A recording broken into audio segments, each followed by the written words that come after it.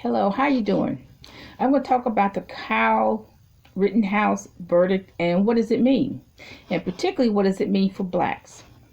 Well, I never thought I would see in my lifetime where a white man would get found not guilty for killing another white man.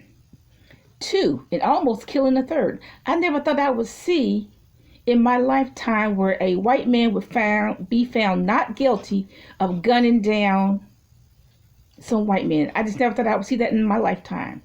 Now, if they were two black men that got gunned down, the same thing would have happened. That he would have been found not guilty. So what does it mean? There's two systems of justice, one for whites and one for blacks. I mean, that's just it.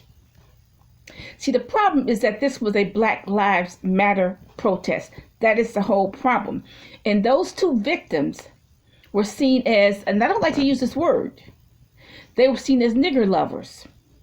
So if they get gunned down because they're nigger lovers, then Kyle Rittenhouse would be a patriot.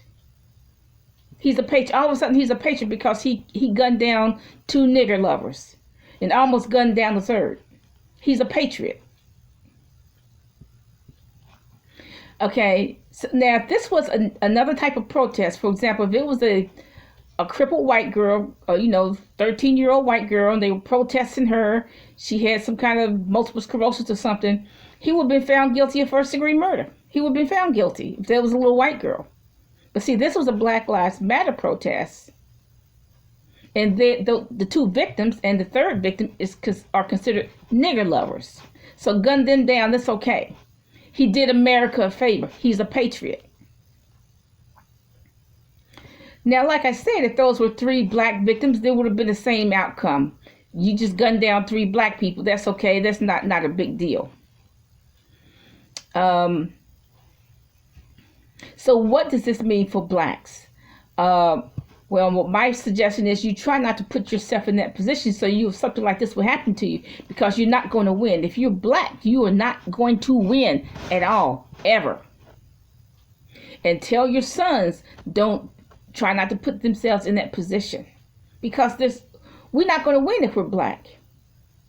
And you're not going to win if you're white and you are for black causes. You're not going to win. So, I'm sure you saw the fake and phony tears. We all know that was a put on. His lawyer probably told him to cry, blow snot, literally blow snot, and to get the sympathy of the jury. And he probably practiced before he got there.